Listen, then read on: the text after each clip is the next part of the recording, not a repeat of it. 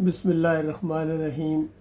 इससे पहले क्लिप हिस्सा अव्वल में मैंने सूरत अल-अराफ की 175 और 176 नंबर आयत के हवाले से वो हक़ाइक़ बयान की थी कि अगर कोई आलिम दीन दुनिया की तरफ झुक पड़े और आखिरत की बजाय वो दुनिया ख़रीदना शुरू कर दे, दीन के ऊपर माल कमाए, तो उसकी मिसाल अल्लाह ताला ने कुत्ते की दी है।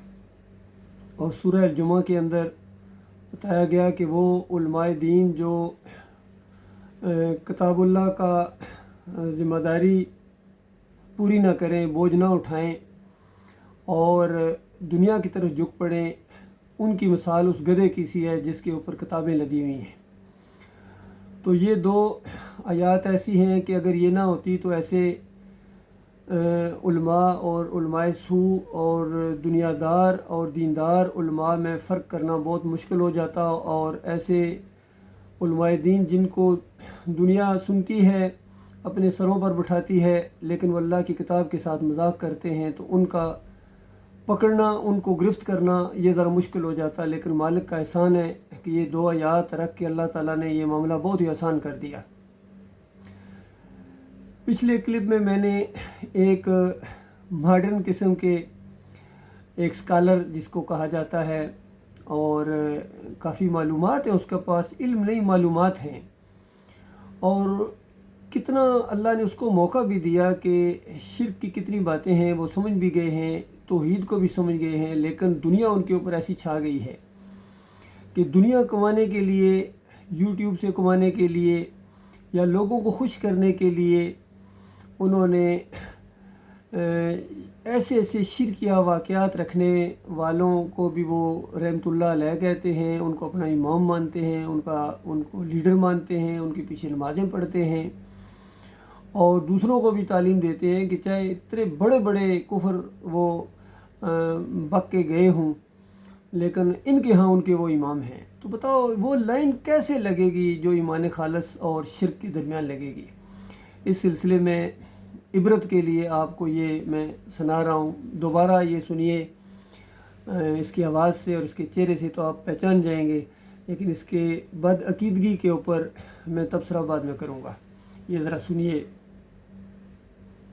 अली भाई, उस्मानी ग्रुप वालों के बारे में आपका क्या मौक़िफ़ है? खवारिज हैं जी, मेरी वीडियो आ चुकी है इनके बारे में। खारजी हैं ये, तकफीरी हैं, मुसलमानों को काफिर कहते हैं और नासबी भी हैं ये, चाहे ये जमातुल मुस्लिमीन वाले हो, चाहे वो कैप्टन उस्मानी ग्रुप ये वाला हो। ये छोटा सा इनका बयान है, इन्होंने जो ज़हर उगला है डॉक्टर उस्मानी रहमतुल्लाह अलैह के बारे में। हालांकि डॉक्टर उस्मानी रहमतुल्लाह अलैह ने उस वक्त ये ईमान और अकीदे की बात की थी जब ये पैदा भी नहीं हुए थे। ईमान खालिस किस अव्वल और किस दौम के अंदर अल्लाह के उस बंदे ने इन सारे अकाबरीन जिसका ये दफ़ा करते हैं, जिसको ये रहमतुल्लाह अलैह कहते हैं, उनके शिरकिया अकायद का पोस्टमार्टम किया उस अल्लाह के बंदे ने। और अली इंजीनियर साहब कह रहे हैं कि डॉक्टर उस्मानी रहमतुल्लाह अलैह मुसलमानों को काफिर कहते हैं, इसलिए ये नासबी हैं और इसलिए ये खारजी हैं। कौन से मुसलमानों को? जो उर्स और मेले करते हैं, जो या अली मदद के नारे लगाते हैं, जो या रसूल मदद के नारे लगाते हैं, जो घोड़े को पूजते हैं, मज़ारों के ऊपर चादरें चढ़ाते हैं, करे गैर बुत की पूजा तो काफिर, कवाकब में माने करिश्मा तो काफिर, मगर मोमनों पर कशादा है रहें, परस्तिश करें शौक़ से जिसकी चाहें, जो मर्ज़ी करें। इनका ईमान जाता ही नहीं है, इनका इस्लाम जो है वो कायम रहता है, जितना मर्ज़ी शिरक करें। और ख़ुद अली इंजीनियर बयान कर चुके हैं कि इनके काबरीन इस तरह के कलमे पढ़वाते रहे हैं। कोई चिश्ती और रसूलुल्लाह का कलमा किसी ने पढ़ाया है, किसी ने थानवी और रसूलुल्लाह का कलमा किसी ने पढ़ाया है, ये सब कुछ करते रहे हैं। और फिर अगर डॉक्टर उस्मानी रहमतुल्लाह अलैह ने इनको मुशरिक कह दिया है तो अली इंजीनियर साहब को ये बर्दाश्त नहीं है, क्योंकि अली इंजीनियर साहब इनके पीछे नमाज़ें पढ़ते हैं, इनसे चंदे लेते हैं और इनको चंदे देते भी हैं, कहते हैं यूट्यूब से भी कमाते हैं। और राफ़ियों को खुश करने के लिए किस तरह इन्होंने घोड़े के पुजारियों को, मज़ारों के पुजारियों को, पूरी ज़िंदगी जिनकी शिरक के अंदर डूबी हुई है, और किस तरह वो सहाबा के ऊपर लान तान करते हैं, फिर भी इनके यहाँ वो रहबर आला हैं। कहते हैं इनको देख के पता चला है कि ईमान क्या होता है और दिलेरी क्या होती है, इसको शिरक नज़र नहीं आ रहा है। یہ اصل مسئلہ ہے. اصل میں ان کو سب سے زیادہ جو تکلیف ہوئی ہے علی انجینئر صاحب کو یا مسلک پرستوں کو، وہ یہی ہے کہ ڈاکٹر صاحب نے اجرت کے اوپر کیوں، پیٹ کے اوپر کیوں لات ماری ہے اور ثابت کیا ہے قرآن و حدیث کے دلائل سے کہ دین کے اوپر اجرت لینا، چاہے یہ صلاۃ پڑھانے کا معاملہ ہو، امامت کا، چاہے یہ اذان کا معاملہ ہو، مؤذن کی تنخواہ، چاہے یہ مدرسے میں یا اکیڈمیوں میں پڑھانے والے جو دین کی تعلیم دیتے ہیں اور پھر اس کی تنخواہ لیتے ہیں. تو ڈاکٹر عثمانی رحمۃ اللہ علیہ کا کہنا یہ ہے کہ یہ شیخ القرآن نہیں ہیں، یہ حرام خور ہیں. تو اس انداز سے ڈاکٹر صاحب نے گرفت کیا. پھر ڈاکٹر صاحب رحمۃ اللہ علیہ نے ثابت کیا ہے کہ دیکھو ان قبروں کے اندر جو مردے ہیں یہ اموات غیر و حیا، ان کے اندر زندگی کی رمق تک باقی نہیں ہے. تم نے ان کو داتا، دستگیر، مشکل کشا، حاجت روا، بیڑے پار لگانے والا اور نہ جانے کیا کیا قرار دے دیا ہے. اللہ کی کتاب تو کہتی ہے یہ مر چکے ہیں، زندگی میں یہ داتا، دستگیر، مشکل کشا، حاجت روا نہیں تھے، اب تو مر چکے.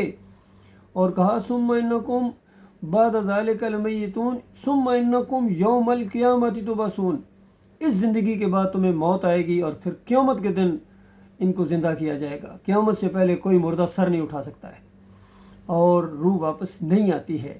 باقی جتنا بھی معاملہ گزرتا ہے، سوال جواب یا عذاب و راحت کا معاملہ، حسب حیثیت یہ اوپر برزخ میں معاملہ ہوتا ہے. شہداء جنتوں میں زندہ ہیں، ان قبروں میں نہیں.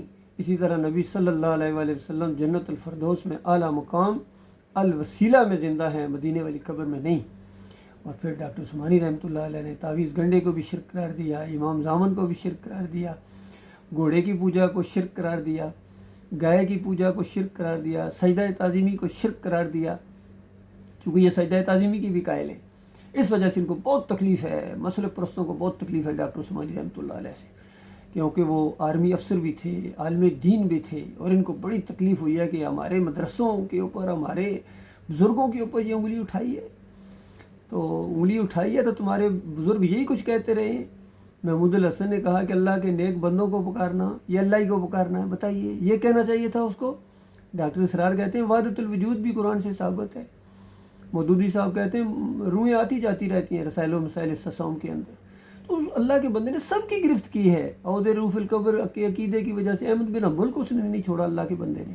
ابن تیمیہ، ابن قیم، ابن حجر عسقلانی، یہ سارے کے سارے اس قبر پرستی کے مرض کے اندر مبتلا رہے ہیں. تو ان کے اوپر انگلی اٹھائی ہے اور ان کا رد کیا ہے، تو ٹھیک کیا ہے، کرنا چاہیے تھا. آخر وہ وقت کب آئے گا؟ کیا مرنے کے بعد یہ سب کچھ تمہیں جب معلوم ہو جائے گا، جب ہمیشہ کی آگ کے اندر ان کے ساتھ چلے جاؤ گے، اس وقت تم توبہ کرو گے، معافی مانگو گے، بجائے اس کے کہ اللہ کا شکر ادا کرتے کہ شرک پھیلانے والوں سے ہماری جان چھوٹی ہے. اور مسلک پرستی سے بریلویت، دیوبندیت، اہل حدیثیت، حنبلیت، صوفیزم، جمہوریت، سب کا شرک کا رد کیا ہے ڈاکٹر عثمانی رحمۃ اللہ علیہ نے. اور گزشتہ 40 سال سے میں ان کا ساتھی ہوں. بالکل ایک لمحے کے لیے بھی کوئی ایسی چیز مجھے قرآن و حدیث کے خلاف محسوس نہیں ہوئی ہے، بلکہ روشنی کی ایک کرن محسوس ہوئی ہے کہ ایمان خالص کی طرف لوٹنے کی وجہ سے امت مسلمہ دوبارہ عزت اس کو مل سکتی ہے، اور اس کو وہ دوبارہ شان و شوکت اس کی ایمان کی وجہ سے آئے گی. باقی آج ہر طرف یہ شرک کے رکھوالے ہیں، جتنے بھی ہیں سارے کے سارے، بڑے ہوں یا چھوٹے ہوں، مذہبی رہنما ہوں، سیاسی رہنما ہوں، عسکری رہنما ہوں، سارے کے سارے شرک کے محافظ بنے ہوئے ہیں. اور پوری دنیا میں جو ہر جگہ افراتفری ہے اور سخت پریشانیاں ہیں، یہ اسی شرک کی وجہ سے ہیں.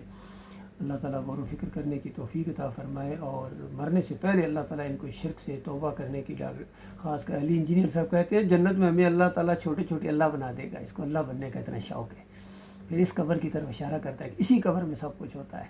یہ بہت بڑا شرک ہے ان کا، بہت بڑا ان کا کفر ہے. اور بالکل ڈاکٹر عثمانی رحمۃ اللہ علیہ نے جو ان کو اوپر فتوے لگائے ہیں وہ بالکل 100% درست ہیں، بالکل، اور قرآن کے اور صحیح حدیث کے عین مطابق ہیں. اس وجہ سے ان کے پیٹوں میں مروڑ اٹھتے ہیں. لیکن جو مرضی ہو جائے، یہ دعوت پھیل کے رہے گی. یہ پھیل رہی ہے. اب سوشل میڈیا کا دور ہے، آڈیوز کے ذریعے، ویڈیوز کے ذریعے، لٹریچر کے ذریعے، گفتگو کے ذریعے، ہر جگہ یہ دعوت پھیل رہی ہے. ان کو سخت تکلیف ہو رہی ہے. اللہ تعالیٰ ان کو ہدایت دے. ہم دعائی کر سکتے ہیں، باقی زبردستی منوانا یا نہ ہمارے بس کی بات ہے اور نہ ہی ہماری یہ ذمہ داری ہے. اللہ تعالیٰ مخلص اور باصلاحیت لوگوں کو ہمارا ساتھی بنائے گا. اس راستے میں آگے بڑھیں گے اور یہ دعوت پھیل کے رہے گی.